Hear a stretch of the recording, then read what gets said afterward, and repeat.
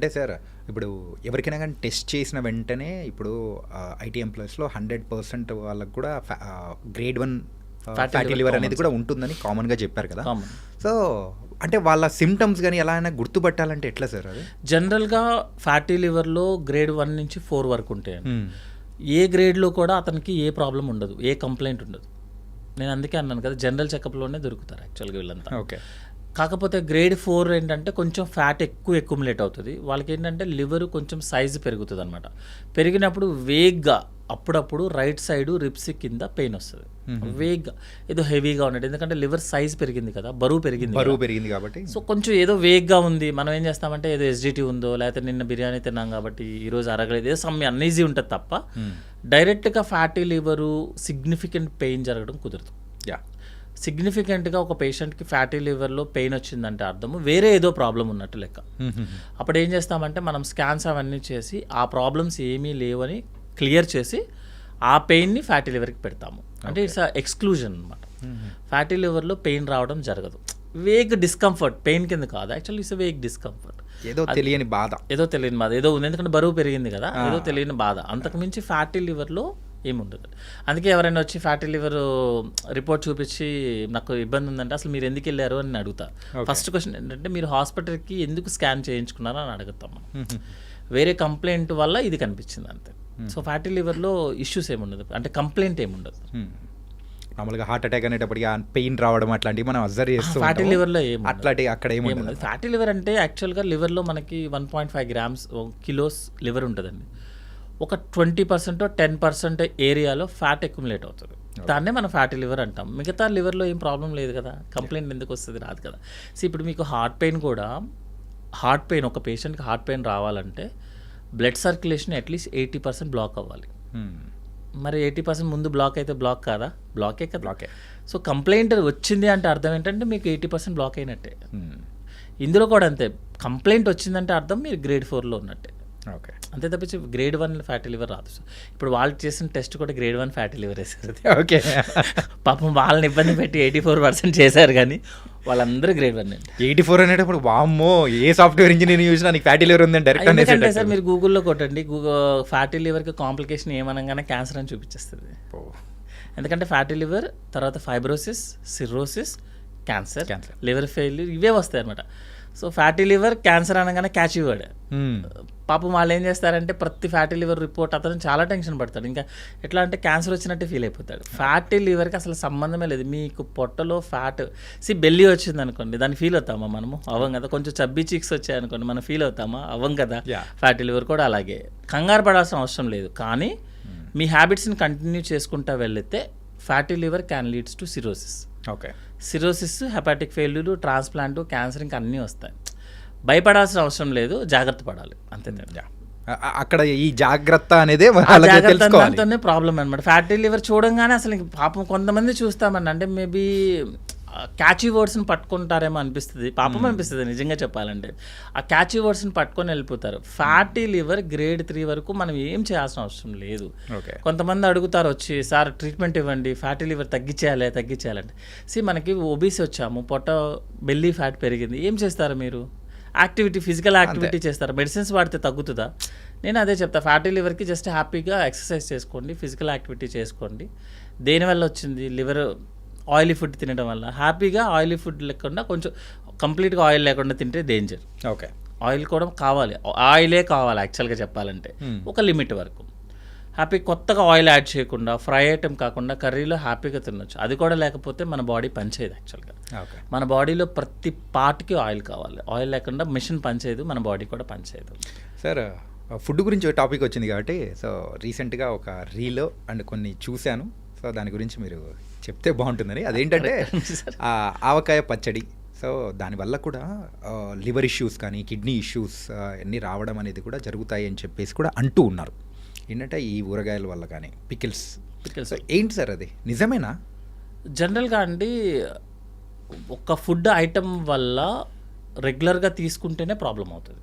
ఇప్పుడు మాకు టెక్స్ట్ బుక్స్లో ఎలా ఉంటుందంటే థైరాయిడ్, హైపోథైరాయిడిజం రావడానికి క్యాబేజీ, క్యాలీఫ్లవర్ తీసుకుంటే మీకు థైరాయిడ్ లెవెల్స్ డౌన్ అవుతాయని మాకు క్వశ్చన్ ఉంటుంది. ఎక్కడ ఎవరికి వస్తుంది ఇది ప్రాబ్లం ఏంటంటే క్యాబేజీ క్యాలీఫ్లవర్ అనేది రోజు ఫుడ్ వాళ్ళకి, బికాజ్ ఆ ఏరియాలో వాళ్ళకి ఇంకేం దొరకవు. రోజు వాళ్ళకి క్యాబేజీ క్యాలీఫ్లవర్ ఉండాల్సిందే. నార్త్ ఇండియా వాళ్ళకి చపాతీ ఎలా ఉంటుందో ఉండాల్సిందే, ఎందుకంటే వాళ్ళకి ఆ ఫుడ్ వేరే ఫుడ్ లేదు. సో వాళ్ళకి మనం టెస్ట్ చేసినప్పుడు థైరాయిడ్ లెవెల్స్ డౌన్ అవుతాయి. మనకి ఇప్పుడు సపోజ్ ఇండియన్ సెటప్లోనో లేకపోతే ఏషియన్ కంట్రీస్లోనో మనం నెలకు ఒకసారి క్యాబేజీ క్యాలీఫ్లవర్ తింటే చాలా గొప్ప. ఇంకొకటి ఏంటంటే కొన్ని ఫుడ్స్ ఉంటుంది, ఇప్పుడు మనకి టమాటాలు తింటే స్టోన్స్ వస్తాయి, టమాటాలు తినదని చెప్తారు. మనం ఒకసారి ఆలోచిస్తే మనం నెలకొక మేబీ ఒక పావు కిలో టమాటా తింటామేమో జనరల్గా పర్ హెడ్. లేదు టమాటా తింటే కిడ్నీ స్టోన్స్ వస్తే టమాటా తినొద్దని చెప్తారు. టమాటా తింటే మీరు antioxidants, anti cancer agent. Cabbage cauliflower అనేది anti cancer agent, antioxidants, healing power చాలా ఫాస్ట్ ఉంటుంది. మీరు ఒక ఫుడ్తో ఒక డిసీజ్ని డిసైడ్ చేయడానికి లేదు యాక్చువల్గా. రెగ్యులర్గా తీసుకోవడం అనేది రాంగ్. ఇప్పుడు మీరు పిక్కిల్ ఇది తీసుకున్నారనుకోండి, మన ఇండియన్ సెటప్లో పిక్కిల్తో తింటేనే వీఆర్ ఫీలింగ్ లైక్ హ్యాపీ. మీరు పిక్కిల్ని ఒక కాంబినేషన్లో తీసుకుంటే లేక పప్పుతో ఆయిల్తో ఒక కాంబినేషన్లో తింటేనే we will be feeling happy. అట్లాగని రోజు తీసుకుంటే గ్యాస్ట్రిక్ ఇట్స్ వెరీ డేంజర్ యాక్చువల్గా రోజు అనేది.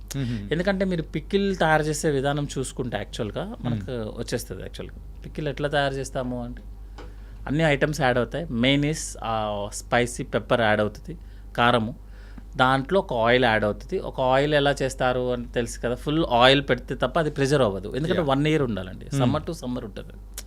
సో అది కూడా ఏంటంటే మొత్తం నింపాలి, ఆ ముక్క అంతా లోపల అయ్యేదాకా అది ఊరాలి అని చెప్తారు యాక్చువల్గా. అది ఉంటే తప్ప ఆ టేస్ట్ రాదు. అంటే మీకు ఆ కంప్లీట్ ఆయిల్లో, అది కూడా 1 year oil without any sterilisation, మీరు జాడీ లాంటి దాంట్లో పెడతారు. మీరు ఆయిల్ని 1 year పాటు అలాగే ఉంచి విత్ ఫుడ్ మెటీరియల్స్తో ఉంచినప్పుడు ఎంత రియాక్షన్ ఉంటుంది. బట్ ఏంటంటే ఒక టేస్ట్ కోసమో ఒక ఫీలింగ్ కోసమో కొంతమంది అది లేకపోతే అవ్వదు. అట్లాగనే అదేదో సర్వరోగ నివారణ లాగో లేకపోతే అది తింటే ప్రాబ్లం లేదు యాక్చువల్గా. కానీ అప్పుడప్పుడు ఎప్పుడైనా if you are not feeling well, మనం తింటే మనకు బాగుంటుంది అని చెప్పారు. ఇప్పుడు నేను ఉన్నాను అనుకోండి, నాకు వీక్లీ వన్స్ ఆ పిక్కిలు పప్పు కలపకపోతే I will not feeling happy. ఎందుకంటే అదే కదా ఫస్ట్ నుంచి మనం అదే సినిమాలో చూపించినట్టు ఒక్కసారి నాలిక మీద పచ్చడి తగిలితేనే అదో ఆనందం. అంతేనే మనము ఎక్కడి నుంచి స్టార్ట్ అయ్యాము. ఎందుకంటే మీరు ఇప్పుడు ఉంటే విలేజ్ బ్యాక్గ్రౌండ్లో వచ్చిన ఏ మూవీస్ కూడా ఫ్లాప్ అవ్వవు జనరల్గా. అట్లీస్ట్ ఓటీటీలోనే హిట్ అవుతాయి, బికాజ్ అందరము అక్కడి నుంచి వచ్చిన వాళ్ళు. ఎక్కడి నుంచి వచ్చినా ఫైనల్గా మనం ఎంత సిటీ బ్యాచ్ అయినా సరే విలేజ్ బ్యాక్గ్రౌండ్ నుంచి మనకు అది టచ్ అవ్వగానే విల్ ఫీల్ లైక్ మనం బాగున్నాం అన్న ఫీలింగ్ వస్తుంది. మనం ఫుడ్ ఐటమ్స్ కూడా అక్కడి నుంచి వచ్చినాయి కదా. మీరు ఎన్ని పిజ్జాలు బర్గర్లు తిన్నా, అంత డిఫరెంట్ డైట్లు మీరు ఫాలో అయినా, ఒక్కసారి అది పడితేనే విల్ ఫీల్ లైక్ హ్యాపీ. దానికోసం తప్ప ఆ ఫుడ్ వల్ల ఎక్కువ తీసుకుంటే ఎసిడిటీ రావటం, ఎందుకంటే ఆయిల్ ఫుడ్ కాబట్టి. యాక్చువల్గా ఈ రిఫ్రిజరేషన్ సిస్టమ్ రాకముందు కొన్ని కంట్రీస్లో బాగా కరువులాగా ఉండేది కదండి. యాక్చువల్గా వాళ్ళు ఏం చేసేవాళ్ళంటే బాగా ఉప్పుతో, సాల్ట్తో, ఈ పికిల్లో మనకి సాల్ట్ కూడా ఉంటుంది, full salt, that is rock సాల్ట్తో వేస్తారు. రెగ్యులర్ సాల్ట్, మన అయోడైజ్ సాల్ట్ ఉండదు అందులో. యాక్చువల్గా రాక్ సాల్ట్ అయితేనే పికిల్ వస్తుంది. సో ఆ సాల్ట్ని యూస్ చేసి వాళ్ళు ఆ వెజిటేబుల్స్ని ప్రిజర్వ్ చేసేవాళ్ళు. చేసి దాన్ని తినడం స్టార్ట్ అయింది యాక్చువల్గా. తర్వాత క్యాన్సర్స్ రావడం స్టార్ట్ అయింది. ఇది ఆ ఫుడ్ ఐటమ్స్ వల్ల gastric cancer most common is జపాన్లో, కొరియాలో స్టార్ట్ అయింది అనమాట యాక్చువల్గా. సో ప్రిజర్వేటివ్ ఫుడ్ తినడం వల్ల మనకి ఇంటెస్టైనల్ క్యాన్సర్స్ రావడం ఎక్కువ. ఇప్పుడు మనకి when compare to north India, south ఇండియాలో క్యాన్సర్స్ ఎక్కువ ఉంటాయి, ఇంటెస్టైనల్ క్యాన్సర్స్. ఇది సౌత్ ఇండియాలో ఎక్కువ. సౌత్ ఇండియాలో క్యాన్సర్స్ ఎక్కువ. ఇంటెస్టైనల్ క్యాన్సర్ అంటే ఒకటి సేమ్ వర్డ్స్ ఉంది, ఇంటెస్టైనల్ క్యాన్సర్స్ అనమాట. బికాస్ స్పైసీ ఫుడ్ ఎక్కువ మన వైపు యాక్చువల్గా, ఫ్రై ఐటమ్, స్పైసీ ఫుడ్ ఎక్కువ ఉంటుంది యాక్చువల్. ఇంకోటి అంటే బింగ్ ఈటింగ్ ఉంటుంది మన దగ్గర. సో ఇంటెస్టైనల్ క్యాన్సర్స్ ఎక్కువ వస్తాయి. అల్సర్స్ రావటము, గ్యాస్ట్రిక్ ప్రాబ్లమ్స్, ఎసిడిటీస్, ఇవన్నీ కూడా ఆ పికిల్స్ టైప్ ఆఫ్ ఫుడ్ తినడం వల్ల వస్తుంది యాక్చువల్గా. సో ఎక్కువ తినడము తప్పే, అట్లాగనే మీరు అసలు తినకూడదని చెప్పడం అనేది రాంగ్. ఎట్లా ఉందంటే మీరు కంప్లీట్గా ఆల్కహాల్ బంద్ చేయమని చెప్తే ఇండియాలో 100% ఎవరు ఫాలో అవ్వరు సార్. అలా కాకుండా మీరు ఆల్కహాల్ లిమిటెడ్గా, వెరీ లిమిటెడ్గా తీసుకోండి, కంట్రోల్డ్గా తీసుకోమని చెప్పండి, 99% ఫాలో అవుతారు సార్. మీరు కంప్లీట్గా ఆపేయమని చెప్పండి, 6 నెలల తర్వాత మళ్ళీ స్టార్ట్ చేస్తారు. ఈసారి గట్టిగా స్టార్ట్ చేస్తారు, కసిగా స్టార్ట్ అవుతుంది. అది డాక్టర్ చెప్పారంటే ఇంకా దాన్ని ఎక్కువ ఫాలో అవుతుంటారు. సో కొంతమంది కూడా చెప్తారు ఇది వీళ్ళు ఆల్కహాల్ తీసుకుంటే హార్ట్కి మంచిదంట కదని. అది కోల్డ్ కంట్రీస్లో పనిచేస్తుంది. బట్ ఆల్కహాల్ తీసుకుంటే హార్ట్కి మంచిది ఇన్ కోల్డ్ కంట్రీస్. ఆ కోల్డ్ కంట్రీస్ అనేది మనం మాస్క్ చేస్తాం, కట్ చేస్తాం ఎడిటింగ్లో, సెన్సార్లో పోతుంది.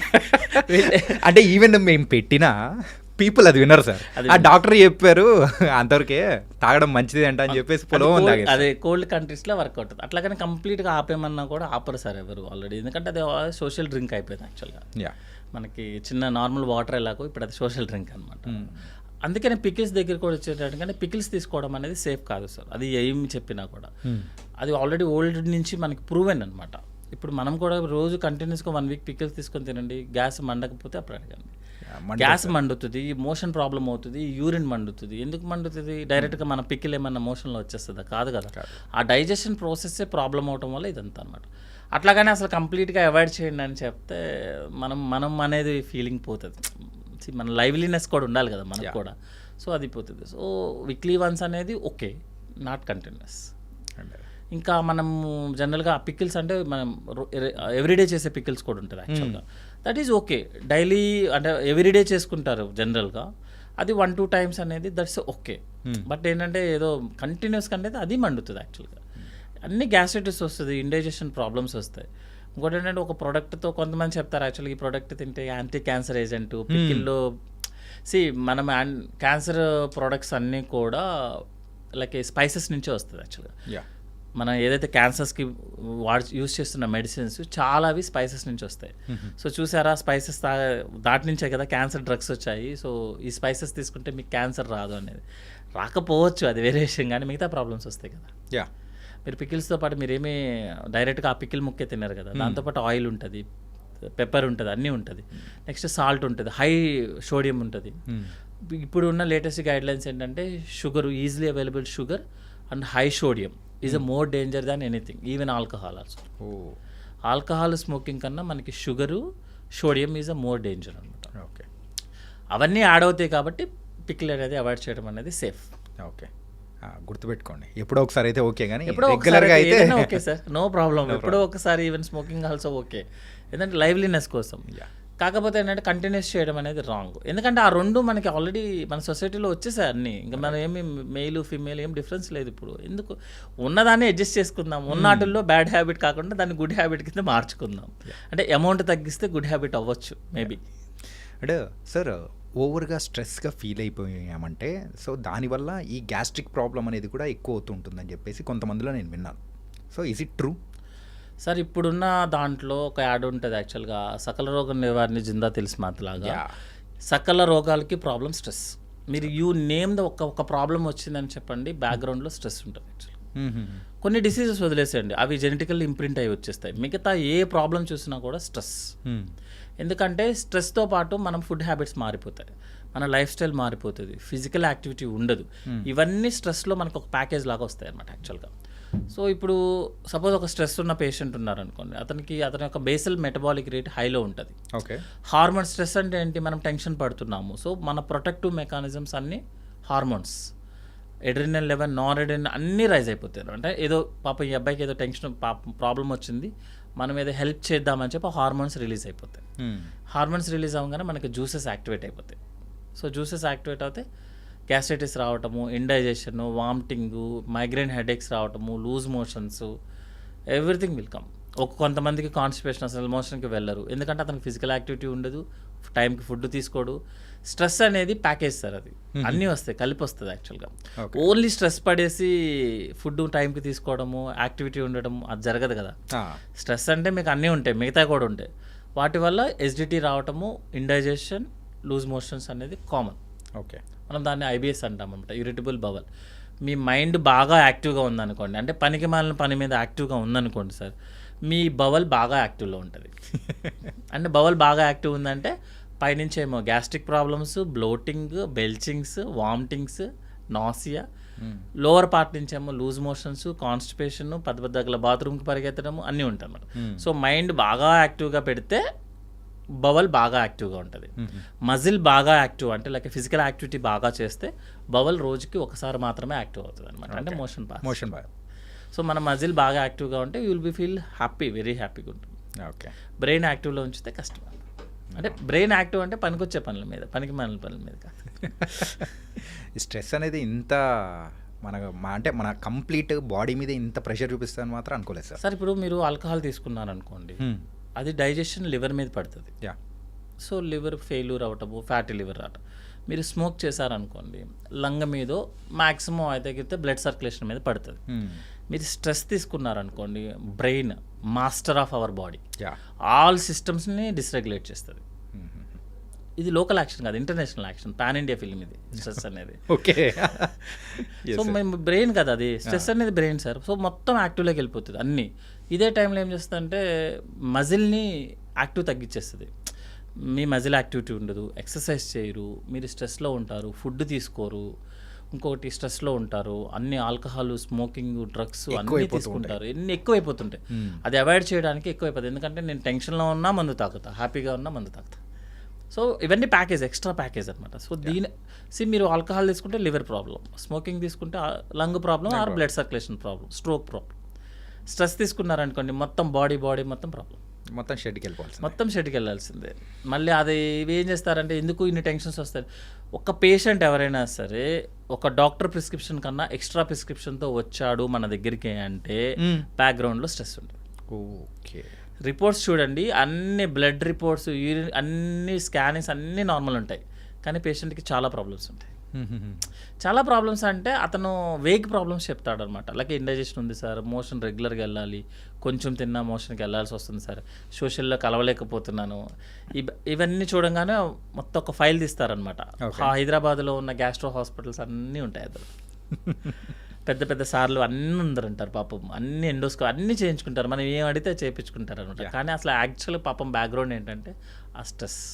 కానీ అక్కడ మా రిపోర్ట్స్లో మాత్రం ఏముండదు కదా. ఏముండదు సార్, స్ట్రెస్ అనేది ఇట్స్ ఏ యాక్టివిటీ.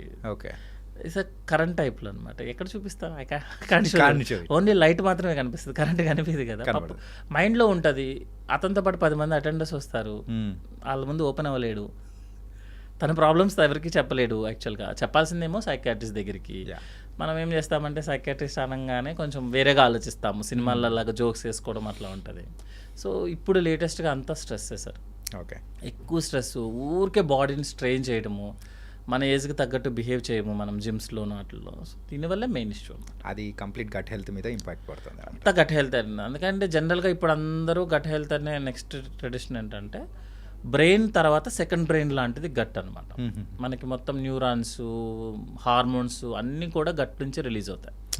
సో గట్ని అనవసరంగా మనము ఇలాంటి స్ట్రెస్ లెవెల్స్తోనూ, పిచ్చి ఫుడ్ హ్యాబిట్స్తోనూ అన్నీ చేయడం వల్ల గట్ని ఇబ్బంది పెడుతున్నాం. కాబట్టి ఇప్పుడు గట్ హెల్త్ ప్రోగ్రామ్ అని ఇప్పుడు లేటెస్ట్ ఈ ఇయర్ మొత్తం ఆల్మోస్ట్ ఈ డెకేడ్ అంతా గట్ హెల్త్ మీదే ఉంటుంది. ఓకే. సో ఏదైనా సోషల్ అవేర్నెస్ ప్రోగ్రామ్సే కదా. సో గట్ హెల్త్ అనేది ఇంపార్టెంట్, ఆఫ్టర్ బ్రెయిన్ తర్వాత gut health. Okay sir, gut health గురించి మనం మాట్లాడుతున్నాం కాబట్టి రీసెంట్ టైమ్స్లో డైట్ అనేది కూడా ఫాలో అవ్వడం అనేది కూడా చాలామంది స్టార్ట్ చేశారు. అంటే ముందు ట్రెడిషన్ ఉంది, కాకపోతే ఈ మధ్యకాలంలో ఆ ట్రెడిషన్ కూడా ఎక్కువ అయిపోతుంది. ఆ డైట్ అనేది చేస్తేనే మన బాడీ అనేది బాగుంటుందంటారా? కంపల్సరీ డైట్ అనేది కంపల్సరీ కాదనేది, జస్ట్ అంటే మనం పక్కన యాడ్ చేసుకున్నాం అనమాట. ఇప్పుడు నేను ఆమె సర్జికల్ గ్యాస్ట్రోఎంటరాలజిస్ట్, ఒక సూపర్ స్పెషలైజేషన్ అయిపోయిన తర్వాత మిగతావి చిన్న డిగ్రీస్ ఒక 10 చేస్తాము. జస్ట్ అవి నేమ్ని యాడ్ చేస్తాయి, నాకేమి ఎక్స్ట్రా క్వాలిఫికేషన్స్ ఎక్స్ట్రా లాగా ఏమి ఉండదు అనమాట.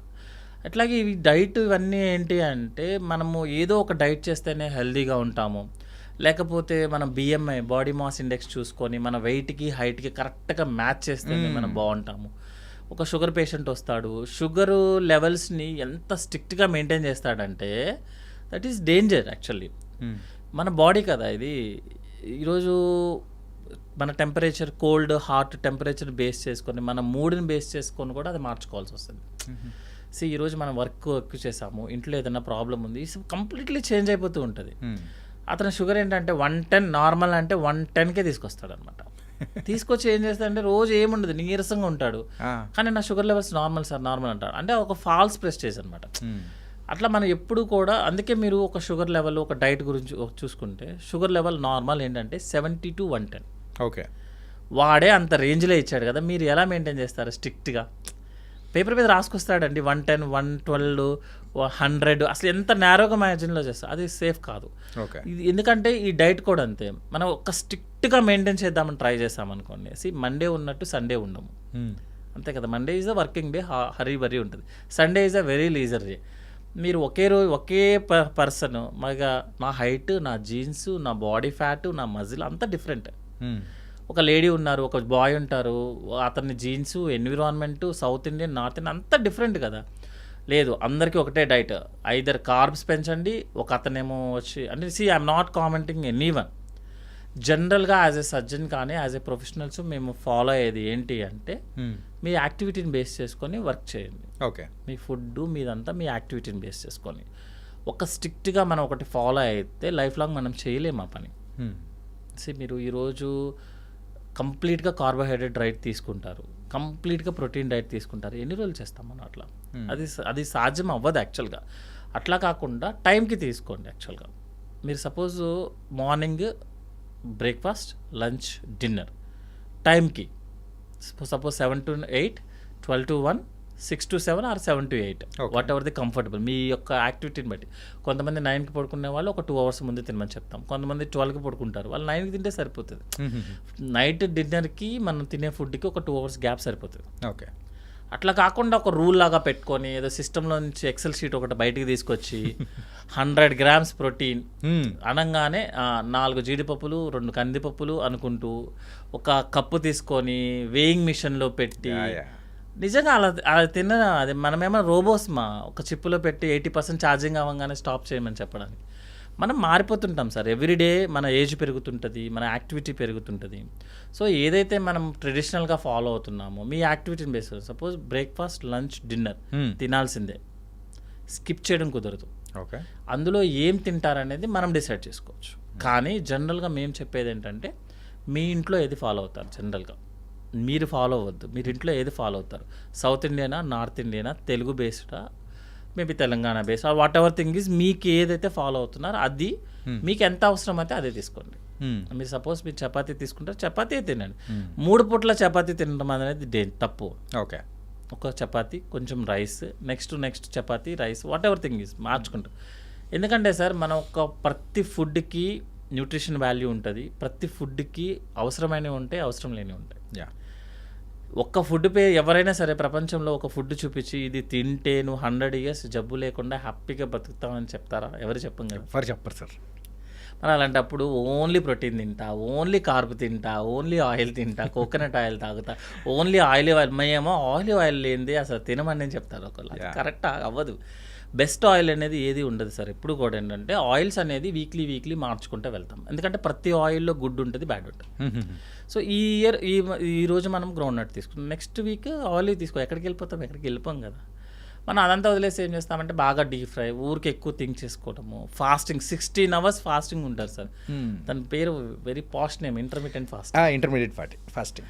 ఇంటర్మీడియట్ ఫాస్టింగ్ సార్, ఏంటి సార్ అది? Intermediate fasting sir. Actually diet అన్ని ఏంటి అంటే, బ్యారియాట్రిక్ సర్జరీ చేసేటప్పుడు మేము ఒబీస్ సర్జరీ చేస్తాం కదా, ఒబీస్ సర్జరీలో ఒక రూల్ ఉంటుంది సార్. ఏంటి అంటే, నేను ఇప్పుడు సపోజ్ ఒక 150 kgs ఉన్నాను సార్, నేను సర్జరీ చేస్తాను. సర్జరీ చేసిన తర్వాత ఏం చెయ్యను నేను. యాక్చువల్గా సర్జరీలో మీ స్టమక్ కెపాసిటీ 1 liter. ఓకే. అంటే మీరు 1 liter తినొచ్చు, అంటే 1 liter అంటే వాటర్లో కన్వర్ట్ చేస్తా.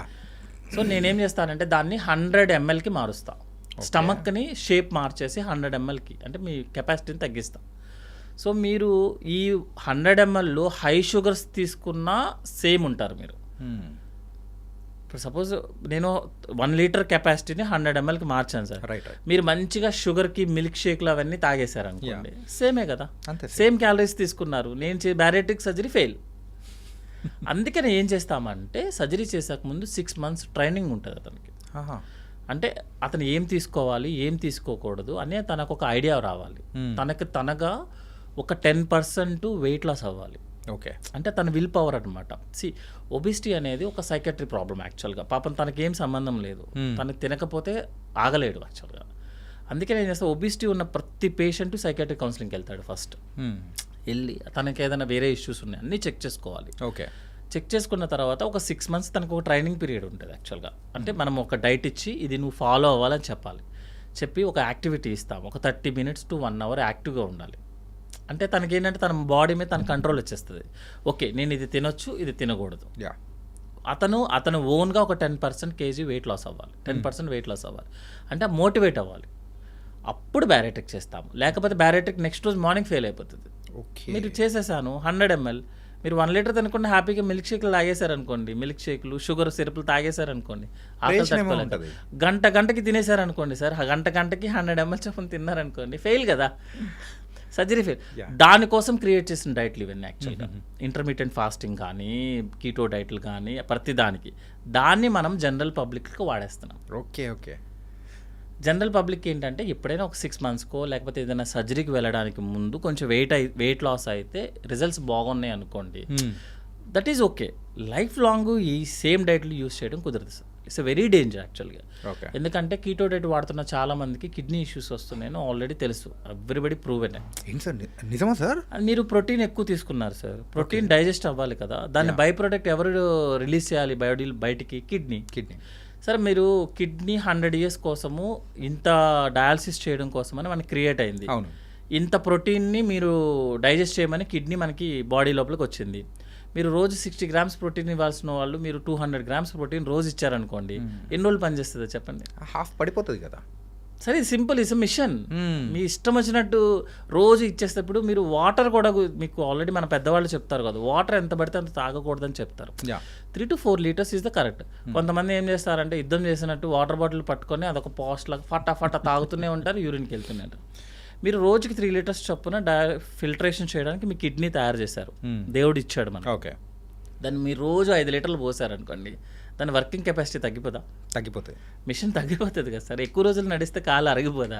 సేమ్ కాన్సెప్ట్ కదా. మీరు ఎక్కువగా ఒక ప్రోడక్ట్ని పంపిస్తున్నారు, మన బాడీ ఎన్ని రోజులు డైజెస్ట్ చేస్తుంది, ఎన్ని రోజులు వాడుకుంటాం మనం దాన్ని. ఓకే, దానివల్ల ప్రాబ్లం. సో యాజ్ ఎ సర్జన్గా నా వైపు నుంచి యాజ్ ఎ ప్రాక్టీస్ మనము ఒకళ్ళు చెప్పిన దాన్నో లేకపోతే ఒక చోట ప్రూవ్ అవ్వచ్చు సార్, ఏముండదు, ఇది ప్రూవ్ అవటంలో తప్పేం లేదు యాక్చువల్గా. కీటో డైట్ తీసుకుంటే చాలా హెల్తీగా ఉంటుంది, ఇంటర్మీడియట్ ఫాస్టింగ్ తీసుకుంటే మీరు చాలా బాగుంటారు, మీ షుగర్స్ కంట్రోల్లో ఉంటాయి, ఇవి అన్నీ ప్రూవెన్ అవ్వచ్చు. కానీ డయాబెటీస్ అనేది షుగర్ వాల్యూ కాదు. ఓకే, మీకు షుగర్ వాల్యూ పెరిగితే డయాబెటీస్ ఈజ్ అన్కంట్రోల్డ్ అని, షుగర్ వాల్యూ తగ్గితే డయాబెటీస్ కంట్రోల్డ్ అని. కంట్రోల్డ్ అంటారు తప్ప తగ్గిందని ఎవరు చెప్పరు. కంట్రోల్లోకి వచ్చిందని. అవును సార్, ఒక్కసారి షుగర్ వచ్చిన వాళ్ళు కంట్రోల్లో ఉంది అని అంటారు తప్ప. షుగర్ అనేది ఒక వాల్యూ, డయాబెటీస్లో షుగర్ వాల్యూ అనేది వాల్యూ చూపిస్తుంది అంతే, కంట్రోల్డా అన్కంట్రోల్డా అంతే తప్పించి మీకు షుగర్ తగ్గిందా, షుగర్కి సంబంధించిన ఏదైనా సైడ్ ఎఫెక్ట్స్ అవుతున్నాయా లేదనేది చెప్పదు ఎప్పుడు. ఓకే, సో అంటే మనం అంత స్ట్రిక్ట్గా మెయింటైన్ చేయడం అనేది రాంగ్. మనం ప్రోగ్రామ్ కాదు సార్, టైం టేబుల్లో రాసుకొని 2 జీడిపప్పులు 2 బాదం పప్పులు ఒక గిన్నె ఒకటి తీసుకొని, అదేదో చిన్న వెయింగ్ మిషన్స్ వచ్చాయి, దాని మీద పెట్టుకొని కరెక్ట్గా 90 grams రైసు అట్లా అనేది, that is the danger. Okay, so నేనైతే సజెషన్ చేయమంటే మీరు టైంకి ఫుడ్ తినండి, బయట ఫుడ్ మ్యాక్సిమం అవాయిడ్ చేద్దాం. ఆయిల్ కూడా ఏంటంటే ఫ్రై ఐటము ఆయిలీ ఐటమ్ తగ్గించుకోవడము, టేస్ట్ కోసం కాకుండా తగ్గించుకోవడం, ఆయిలీ ఐటమ్స్ తగ్గించుకోవడము. సాల్ట్ కూడా ఏంటి అంటే ఎంతైతే అవసరం ఎక్స్ట్రా యాడెడ్ సాల్ట్ యాడ్ చేయకుండా, సాల్ట్ కూడా రోజుకి 2 grams సాల్ట్ లాగా. ఇప్పుడు సాల్టే మెయిన్ డేంజర్ అనమాట యాక్చువల్గా. అదే మీరు ఇందాక చెప్పారు, సోడియం అనేది కూడా, సోడియం ఎక్కువ ఉంటుంది. సో దాంతో ఎవ్రీ డే 30 minutes వాకింగ్. ఇప్పుడు ఏంటంటే అందరికీ ఇంటి పనులు తీసేశారు, 0 అయిపోయాయి ఇప్పుడు అందరికీ.